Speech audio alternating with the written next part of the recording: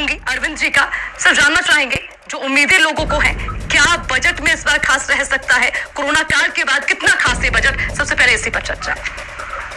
अर्चना जी, उम्मीदों बड़ा बजट तो हर वर्ष रहता है जी, और ये इस वर्ष का बजट इसलिए बहुत महत्वपूर्ण है क्योंकि पूरा विश्व और हम हिंदुस्तान के लोग भी कोविड-19 का जो महामारी थी उसके प्रकोप को झेल ही रहे हैं, अभी भी झेल ही रहे हैं। और परिवार, अर्थव्यवस्था, सारी चीजें जो है इसमें बाधित हुई, पहले चौपट हुई फिर बाधित हुई। मेरा ये मानना है कि सरकार को थोड़ा सा जोखिम उठाते हुए सारी चीजों को पटरी पर लाने की कवायद करनी चाहिए। सरकार का बजट जो है हर घर के बजट से जुड़ा हुआ होता है। इसमें घर के बजट को दुरुस्त करना बहुत बड़ी चुनौती है और उसको करने के लिए रोजगार का सृजन, रोजगार में जो लोग थे उनकी पहले वापसी, बहुत से लोगों की तनख्वाह कम हुई है, नौकरियां छूटी हैं, रोजगार बहुत कोविड-19 के दौर में हेल्थ सेक्टर बहुत बुरी तरह प्रभावित हुआ। इस पर भी मुझे लगता है सरकार का ध्यान गया है। और कृषि क्षेत्र में कृषि के उत्पाद से लेकर के उसका भंडारण, व्यापार और साथ ही साथ उद्यान विभाग, हॉर्टिकल्चर, इन सब पर विशेष ध्यान सरकार का रहेगा क्योंकि सरकार ने इन क्षेत्रों में कोविड-19 के काल में भी देखा है कि ये स्थिर रहे हैं और इनसे काफी मदद मिली है जीडीपी को, जिसके बारे में हमारे साथ जो अर्थशास्त्री जी मौजूद हैं वो बताएंगे, आंकड़ेवार भी वो बताएंगे। हम तो जो जनता के बीच में महसूस करते हैं हम उसको पेश करते हैं। तो मेरा ये मानना है कि क्योंकि लोकतांत्रिक देश है और भारतीय जनता पार्टी या किसी की सरकार रहती है तो उसको फीडबैक जरूर जनता का मिलता है। तो रोजगार सृजन, मतलब सरकारी नौकरियां, प्राइवेट नौकरियां और स्वरोजगार, एमएसएमई, इन सब पर ध्यान रहने के साथ साथ स्वास्थ्य विभाग पर बहुत ध्यान रहेगा कि कैसे स्वास्थ्य विभाग के व्यापार को और दवाइयों को कैसे जो है ये पुनर्स्थापित करें।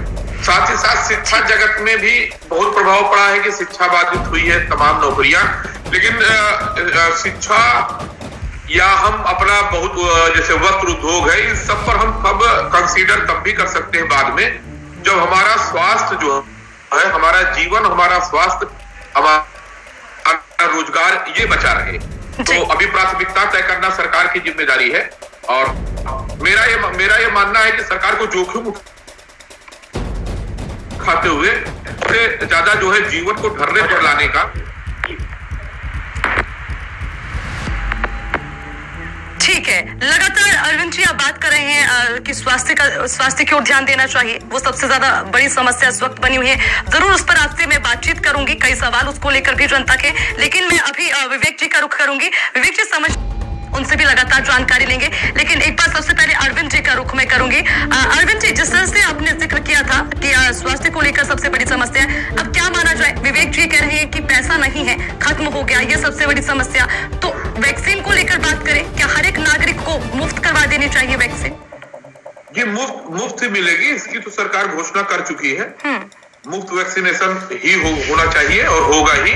इसमें सरकार को, जो मैंने कह चुका हूं कि सरकार को जोखिम लेना चाहिए और किसी क्षेत्र को जो सरकार ने अपने 3 कृषि बिलों के सहारे एक कोशिश की है कि व्यापार से और भंडारण से जुड़ने की, वो इन्हीं दिशाओं में कदम है। इसको सरकार को और अच्छे से सबको समझाना चाहिए और लोगों को समझ में आना चाहिए। अभी जैसा कि बताया विवेक जी ने कि कृषि में ही जीडीपी जो है बढ़ी, तो कृषि क्षेत्र को जब आप व्यापार से जोड़ करके, उद्योग से जोड़ करके आगे बढ़ेंगे तो उसमें नौकरियां जो है सृजित होंगी और कृषि फार्मिंग जो है, जैसे अनाज का अभी गेहूं, गन्ना, आलू, धान, इस पर ज्यादा जोर रहता है क्योंकि बहुत सी चीजें या जो भी और एमएसपी पर है आधारित उस पर। लेकिन जो सब्जियां हैं, साग सब्जियां, अभी देखिए स्ट्रॉबेरी की खेती का बुंदेलखंड में जिक्र प्रधानमंत्री जी ने भी किया। हमारे बाराबंकी गृह जनपद में भी स्ट्रॉबेरी की खेती से फायदा हुआ।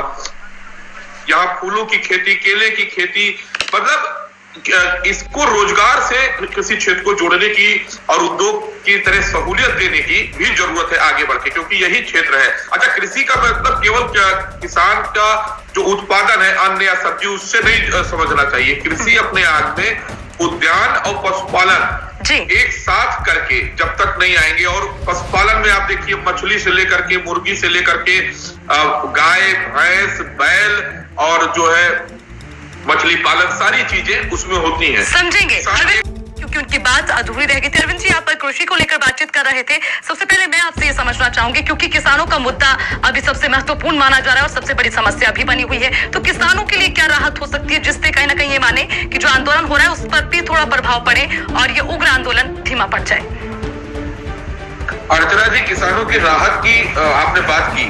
अभी ये जो मेरा अपना मानना है कि ये जो 3 किसान बिल थे, किसानों को राहत नहीं, किसानों को समृद्धि देने के लिए थे। ये बात जो आंदोलनरत किसान हैं उनको क्यों नहीं समझ में आ रहा है, ये एक शोध का विषय भी हो सकता है। कृषि को, जैसे मैंने बताया कि कृषि का मतलब केवल अनाज उपजाना ना होकर के सब्जी उत्पादन से फिर उसका भंडारण और उसका व्यापार, मतलब कंप्लीट कृषि तभी होती है, और साथ ही साथ जो पशुपालन के हैं आयाम है, तो उसको जोड़कर, और जब कृषि क्षेत्र में को हम उद्योग की तरह ट्रीट करेंगे, उस तरह की सहूलियत जो सरकार ने देने का मन बनाया और देने की शुरुआत की, जब वो होगा तो जो कृषि क्षेत्र में रोजगार बढ़ेगा, रोजगार का सृजन होगा। जैसे एक उसमें प्रावधान है कि जो कोई पिन नंबर, अपना टैन नंबर, पिन नंबर से, पैन कार्ड से व्यापार कर सकता है, तो जो उससे रोजगार कितना सृजन होगा।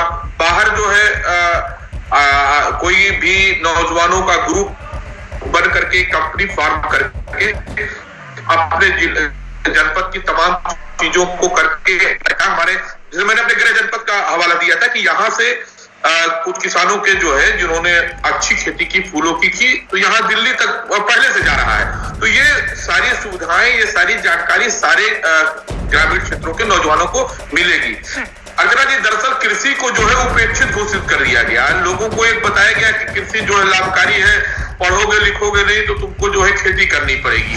ये एक जो समाज में मानसिकता बनाई गई, भारत की जो अर्थव्यवस्था है वो ग्रामीण अर्थव्यवस्था ही उसको सुचारू रूप से चलाती है। कॉर्पोरेट का बड़ा योगदान होता है, कॉर्पोरेट इस चीज को बल देती है, लेकिन आधार जो है हमारा कृषि ग्रामीण क्षेत्र ही है, इसको समझना पड़ेगा। और दूसरी बात जो मैंने स्वास्थ्य को लेकर के की थी, हेल्थ सेक्टर को लेकर के की थी, अर्चना जी बहुत महत्वपूर्ण बात है। मुझे लगता है कई मैसेज भी देख रहा था व्हाट्सएप पर, कुछ लोगों ने मैसेज किया कि आपको ये बात रखनी चाहिए, लोगों को ये भी उम्मीद है कि जो लोन्स दिए गए थे। अरविंद जी, आपको रोकना चाहूंगी, यहाँ पर कुछ खास तस्वीरें सामने आ रही हैं, क्यों क्या खास चीजें इसमें हैं, वो सबसे बड़ा सवाल होगा। अरविंद जी, जिस तरह हमारे संवाददाता ज्योति ने कहा था कि लोगों को उम्मीदें हैं, बहुत सारे ऐसे लोग रहे जिनकी नौकरी चलेगी, बहुत सारे ऐसे लोग रहे कि जिनकी नौकरी तो रही लेकिन उनकी जो पेमेंट थी, उनकी जो सैलरी थी उसमें कटौती कर दी गई। तो अब क्या उम्मीदें हैं कि कहीं ना कहीं जो पिटारा खुलेगा उससे उम्मीद है उनको कि उनका भी बजट बढ़ेगा, उनकी जो जेब खाली होती नजर आ रही है उसमें भी कुछ रहेगा इस पर? अर्चना जी, अगर सरकार ये कर ले जाती है कि लोगों के नौकरी सृजन का और जो वापस के लिए कोई व्यवस्था करती है तो बहुत बढ़िया है। नहीं तो सरकार के साथ साथ समाज को भी अपने खर्चों को नियंत्रित करने के लिए इस वर्ष भी तैयार है। कोविड-19 का असर कम हुआ है लेकिन अभी खत्म नहीं हुआ है, तो इस बात को सबको स्वीकार करना चाहिए। कड़वी दवा की तरह इस बजट को लिया जाए, ऐतिहासिक हो, उल्लेखनीय हो, कोई बहुत सुविधाएं सरकार दे दे वो अपनी जगह है, लेकिन अब मेरा ये मानना है कि समाज के हर तबके को अपने खर्चे पर नियंत्रण करना पड़ेगा, और जो कर्जे की स्थिति है उसको समझना चाहिए। हर व्यक्ति कहीं ना कहीं देनदारी में फंसा हुआ है, खासकर जो व्यापारी हैं, और उन व्यापारियों में भी जो हेल्थ सेक्टर के व्यापारी थे उनकी स्थिति जो है, क्योंकि कोविड-19 के समय बाकी बीमारियों की दवाएं और सब नए पर बहुत असर पड़ा है, तो उसके लिए मुझे लगता है सरकार कोई ना कोई अलग से काम करेगी, और बैंकों को भी नियंत्रित निर्देशित करना चाहिए, या कोई ऐसी व्यवस्था होगी कि कर्जा वापसी के लिए लोन्स के जो किस्तें हैं उसको चुकाने के लिए बहुत दबाव ना पड़े। और नितिन गडकरी जी एक अच्छे मंत्री हैं काम करने में, उनके पास MSME है, जिससे उन्होंने सड़क परिवहन में बहुत अच्छे काम किए, उनके लिए विशेष चुनौती होगा। ठीक है अरविंद जी, रोकना चाहूंगी, काफी महत्वपूर्ण बात है आपने की, लेकिन